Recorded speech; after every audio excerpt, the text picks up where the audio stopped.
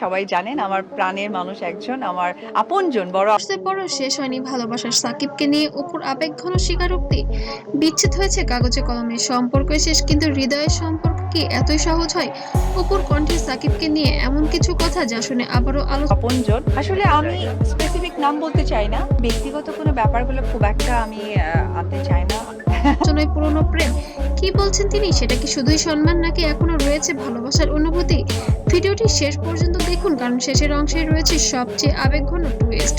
একটা সময় ছিল সিনেমা মানেই সাকিব খান ও অপু বিশ্বাসের জুটি, পর্দায় তাদের রসায়ন ছিল দর্শকের কাছে স্বপ্নের মতো। বাস্তব জীবনেও যখন সম্পর্কের কথা প্রকাশ্যে আসে, ভক্তরা ভেবেছিল এ যেন রূপকথার গল্প। কিন্তু সময় বদলেছে, সম্পর্কে এসেছে দূরত্ব এবং সাকিব আর আমরা একটা পারিবারিক সম্পর্কে আছি। অনেকটাই টানটান বিষয়। আইনগতভাবে হয়েছে বিচ্ছেদ। বিচ্ছেদের পরের দিনগুলো ছিল খুবই কঠিন। ডিভোর্সের পর শুরু হয় নতুন অধ্যায়, আলাদা জীবন, আলাদা পথ। মিডিয়ায় এসেছে নানা বক্তব্য, বিভিন্ন অভিযোগ ও ব্যাখ্যা। তবে সবকিছুর মাঝে একটা বিষয় কখনো অস্বীকার করা হয়নি, তাদের সন্তানদের প্রতি দায়িত্ব। সেই আবেগের স্বীকারোক্তি যেন সোশ্যাল মিডিয়ায় ভাইরাল হয়েছে ইতিমধ্যে। সাক্ষাৎকারে অপু শান্ত কণ্ঠে বলেন, আমি কারো বিরুদ্ধে কিছু বলতে চাই না, সময় অনেক কিছু শেখায়।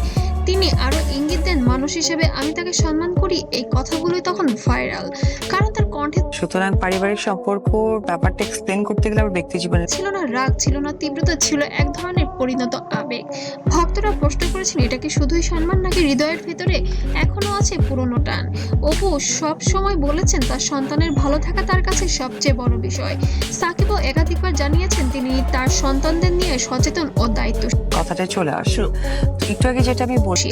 তাহলে কি সন্তানের ভবিষ্যতের জন্যই তৈরি হচ্ছে নতুন কোনো বোঝাপড়া? অপুর আবেগঘন বক্তব্যের পর সোশ্যাল মিডিয়ায় শুরু হয়েছে বিশ্লেষণ। কেউ বলছেন ভালোবাসা কখনো পুরোপুরি শেষ হয় না, আবার কেউ বলছেন এটা শুধু পরিণত আচরণ। এর বেশি কিছু নয়, সত্যটা কোথায়? হয়তো তার আর আগের মতো দম্পত্য নন, কিন্তু সম্মান, দায়িত্ব আর স্মৃতির জায়গা থেকে মুছে ফেলা যায় না। ভালোবাসা কখনো কখনো বদলেও যায়, রূপ পাল্টায়, গভীরতা পাল্টায়, কিন্তু সম্পূর্ণ হারিয়েও যায় কি? আপনার কি মনে হয় ডিভোর্সের পরও কি ভালোবাসা বেঁচে থাকতে পারে? কমেন্টে জানান আপনার মতামত। আর ভিডিওটি ভালো লাগলে অবশ্যই লাইক, কমেন্ট, শেয়ার করতে যেন ভুলবেন না। আর অবশ্যই সাবস্ক্রাইব করে পাশে থাকবেন নতুন নতুন আরো আপডেট পাওয়ার জন্য সাকিব খান অপু বিশ্বাস এই বুবলির দ্বিমাত্রিক সম্পর্কের।